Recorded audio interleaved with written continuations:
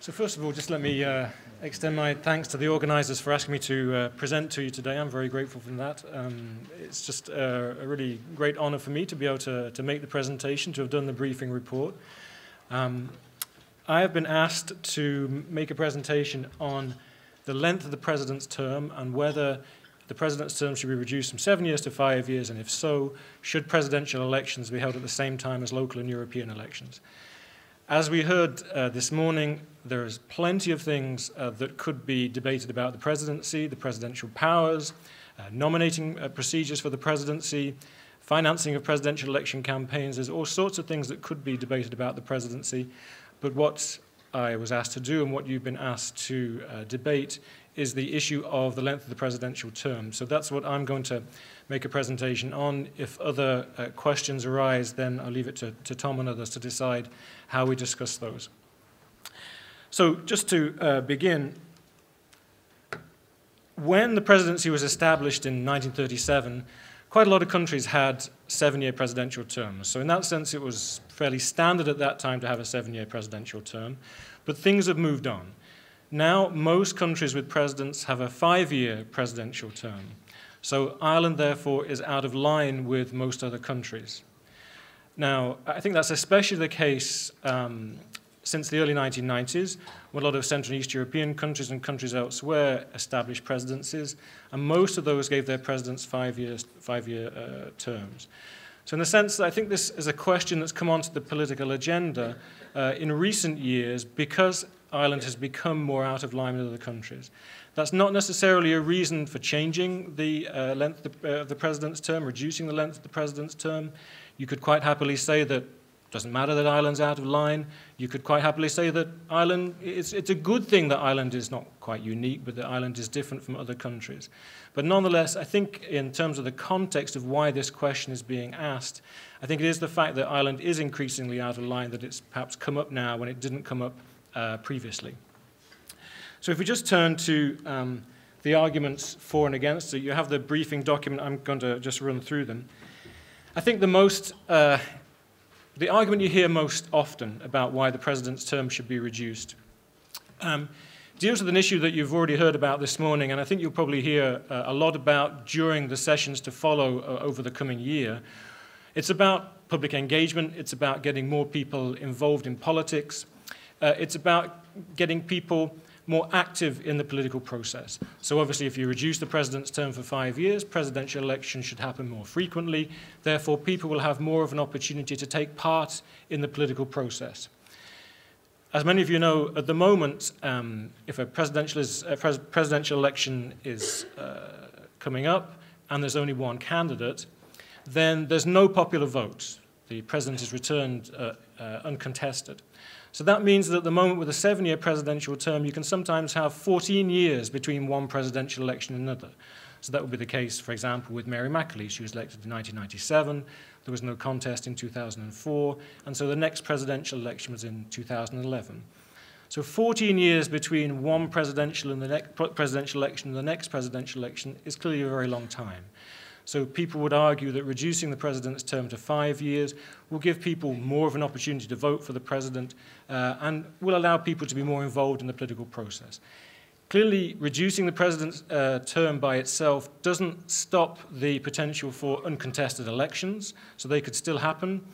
But I suppose what would be the case, if there were an uncontested election, you'd be likely to have a presidential election maybe once every 10 years, which is still a long time in international standards, but nonetheless, at least it would be a shorter period of time than has very often happened at the present.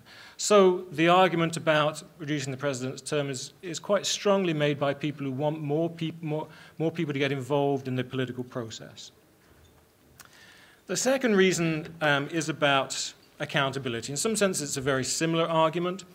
A key element of democracy is that we elect representatives. If we like what they do, then we vote them into office again. If we don't like what they do, then we have the opportunity to vote them out of office. Now, we've been very lucky, I think, in terms of the sorts of presidents that we've had. They've been very popular usually. And therefore, maybe there hasn't been a desire to hold presidents to account in the same way that sometimes happens in other countries. But imagine if you had a controversial president or a very unpopular president for whatever reason. 7 years, again, is a long time to be able to hold that person to account. So people would say to increase the degree of accountability in the political process, reduce the president's term to 5 years, and you will increase the accountability of the political system. And again, that's good for democracy. Another argument is that comes up is very different altogether. It's about the types of candidates or the types of presidents that you might get. Some people argue that certain types of candidates are put off from even standing, never mind being elected, but from even standing for the presidency because of the length of the term. So, for example, younger people or younger candidates, maybe candidates with a business background, they simply can't afford to take out 7 years, never mind even perhaps 14 years, from their careers or from their lives to even try to stand for the presidency. Whereas if the presidential term was reduced to 5 years, then it might be the case that more candidates with that profile would come along.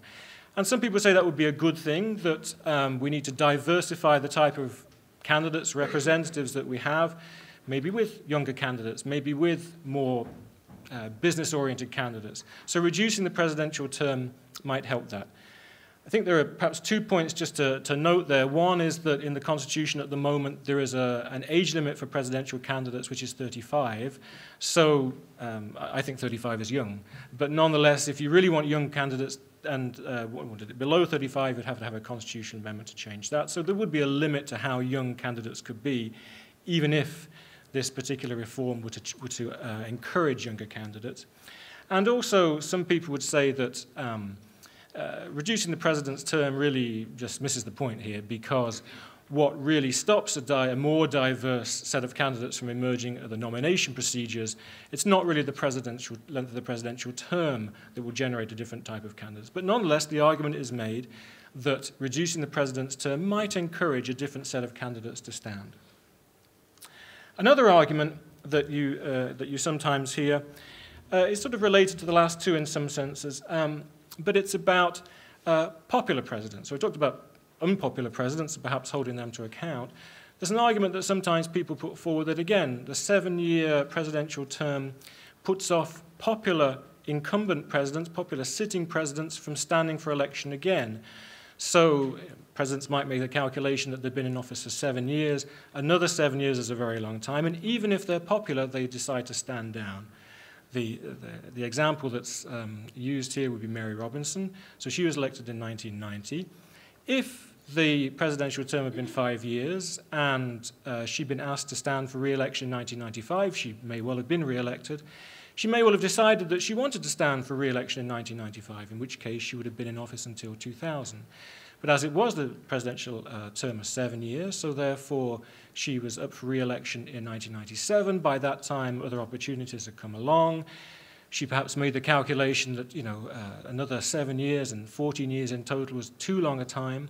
So therefore, Mary Robinson, who was a very popular president, was sort of lost, if you like, to the presidency because of the length of the presidential term. So a shorter term for the presidency might not only allow unpopular presidents to be held accountable, it might encourage popular presidents to stay on for a second term, because 10 years, again, is a lot shorter than 14 years.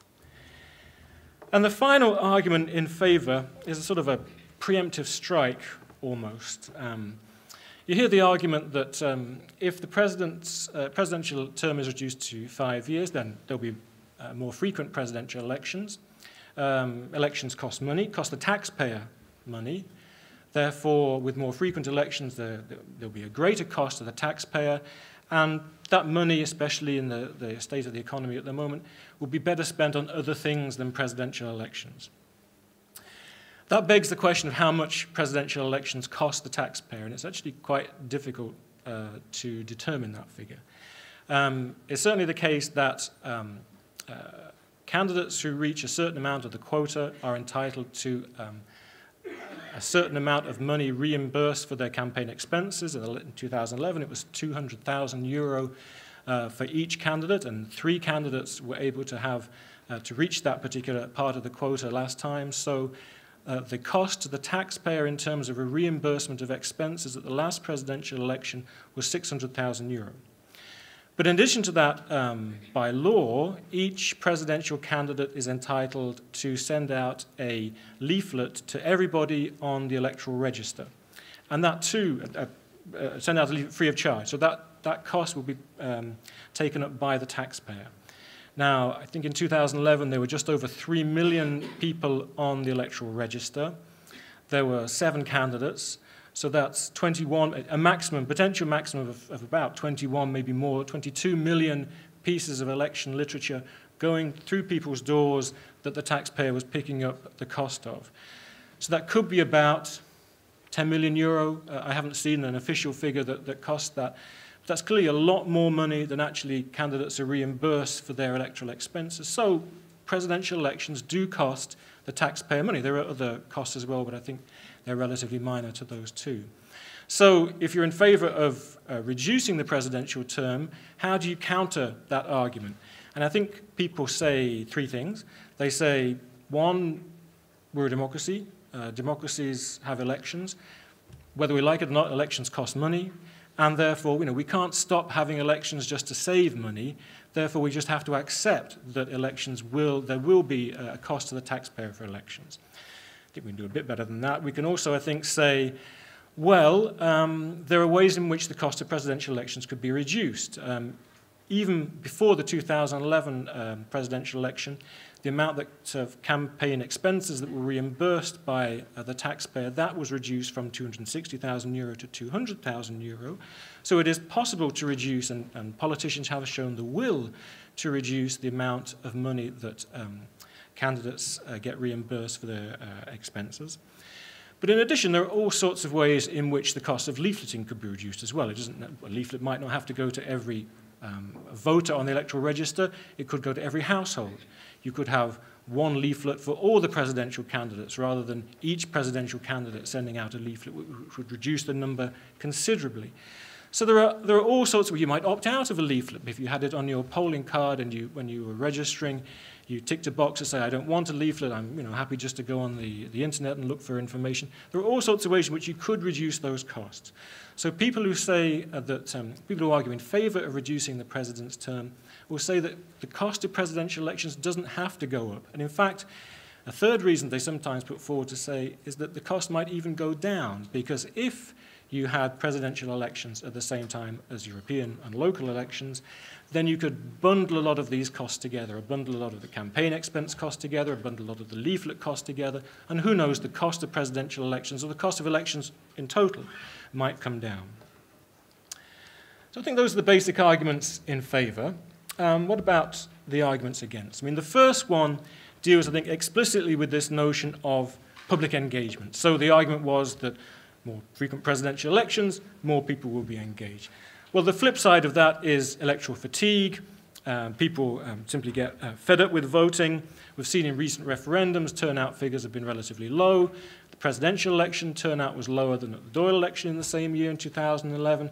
So there's no guarantee that people will be more engaged with politics, more engaged with the political process if presidential elections are held more frequently. The second argument against addresses this notion of candidates, and I've already said that some people would argue that reducing the length of the president's term isn't going to affect the type of candidates at all. Really, that's about the nomination process. But also, sometimes people make the argument that a 7-year presidential term generates the right sort of presidential candidate. The president has very few powers. 7 years is a long time. If you're a very ambitious party political figure working your way up through the political process, you might not want to go to the presidency for such a long period of time for an office which has so few powers. So maybe it's the case that it's not surprising, therefore, that the sorts of presidents that we've had over the time have been associated with political parties, but nonetheless have also had a profile of being above political parties as well. And maybe a 7-year presidential term encourages candidates who are relatively above political parties. And if you were to reduce the length of the presidential term, you might encourage more party political candidates to stand at presidential elections, and that might politicize the presidency. Another argument against it addresses this notion of the nature of the presidency even more directly. People trust the presidency generally. So we say people trust the presidency more than they trust political parties, more than they trust the Dáil. One of the reasons for that is because the presidency is seen to be above politics, representing Ireland at home and abroad in a non-partisan way. If the president's term was reduced to 5 years, then the president would serve no longer than the standard term of 1 Dáil. At the moment, 7 years, the length of the president's term has to be longer than the term of 1 Dáil. So the argument that people make is that because the president's term is longer than the term of a Dáil, again, that increases the chances that the presidency is out of the political fray, away from the sort of hurly-burly, day-to-day sort of party political arena. Again, it's a notion that the 7-year term actually encourages this sort of non-partisan, above-politics figure that people want in a presidency. That's a sort of a similar argument which deals with the nature of the partisan nature of the presidency, or the non-partisan nature of the presidency. And some people will simply say, listen, you told me that the cost of elections wasn't going to go up, or that it could even go down if presidential elections, the term of presidential of the presidency was reduced. Some people will simply say, well, listen, politicians aren't going to do that. It's bound to increase the cost of the taxpayer, so the cost to the taxpayer will go up. So some people make that argument. Now, if you believe that the president's term should be reduced to 5 years, then you can ask a second question: should presidential elections be held at the same time as local and European elections? The date of European elections is fixed, so the next one will be in June 2014. It's every 5 years, so then June 2019, June 2024, etc. If you were to reduce the president's term to 5 years, probably starting in 2019, you could hold the presidential election on the same day as European elections, which is now the same day that local elections are being held as well. Now, you could say, well, we've decided we don't want the president's term to go to 5 years, so we're not even going to debate whether presidential elections should be aligned with local and European elections. But some of the reasons for maybe reducing the president's term to 5 years are actually bundled up with some of these arguments in favor of aligning the 3 elections, having them on the same day as well. So therefore, it is worth at least thinking about the arguments for putting all 3 elections on the same day. I think there are 2 arguments basically on both sides. One, again, is very familiar. More people will turn out to vote. People are engaged by local issues. People are engaged by European issues. But nonetheless, they are what's known as second-order elections. They're less important elections. Therefore, the turnout level tends to be lower. If you have presidential elections on the same day, then that might increase the turnout for those elections. And also, there might be people who would turn out to local elections who might not turn out to a presidential election. So it could increase turnout for presidential elections as well, relative to what it is now. So again, this could all be part of a notion of getting people engaged in politics. And it could also be a way of countering that argument that I gave you against reducing the president's term, namely voter fatigue. Okay, so you have more frequent presidential elections, people will get fed up with voting. Well, if you have them at the same time as European and local elections, then there might be more frequent presidential elections, but there might not, the number of elections overall might not increase. So therefore, you wouldn't have that problem of voter fatigue because of extra presidential elections. The second argument, I think, in favor of having presidential, local, and European elections on the same day, again, is the cost argument. So it's a genuine concern that having more presidential elections might cost more money for the taxpayer. But as I said, if you have all 3 elections on the one day, then you can have sort of economies of scale. You can bundle up costs. You can find ways of leafleting more efficiently, and therefore the cost, either the extra cost of the taxpayer might be minimized, or even some people will go further and say that the cost could actually be reduced overall to the taxpayer. So there is a cost argument as well there. In terms of argues against aligning all 3 elections, then I think the first argument goes back to what you really want from the presidency. So I think the argument here is that when people choose a president, they're looking for a particular type of candidate. They're looking for one with a certain stature. They're looking for one who will be able to represent the country impartially. And a presidential election allows presidential candidates to try and put their own qualities forward in that way, and for people to vote as to exactly what sort of president they want. If you have the three elections on the same day, then obviously local and European elections are going to be debated alongside the presidential election. And some people fear that not only will these three elections be sort of debated separately from each other, but that the various issues will get mixed up.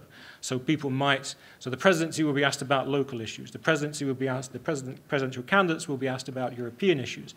People might vote for the president on the basis of something they said about a local issue or a European issue. In other words, when people come to choose the president, they'll no longer be choosing a president solely on the basis of what type of presidential candidate they want, but they'll be voting for a president on the basis of what local issue might be out there or what European issue might be out there. Now, the counter to that is simply to say, listen, people are not stupid, people are relatively sophisticated in the way that they vote. They can tell the difference between local issues, European issues, and presidential issues, so therefore there's no real need to worry about this. But nevertheless, it is an argument you hear against putting all three elections on the same day. I think the final argument for not putting the presidential elections with European and local elections deals with this notion that the date of the presidential election will be fixed. So if it's 5 years held at the same time as the European local elections, then we know in advance, a bit like the Americans know in advance when their presidential election will be in 4, 8, 12, 16 years' time. We will know when our presidential election is every 5 years. The date will be fixed. But then, of course, the question happens, well, what happens if the president resigns or dies in office? You have to have a new president.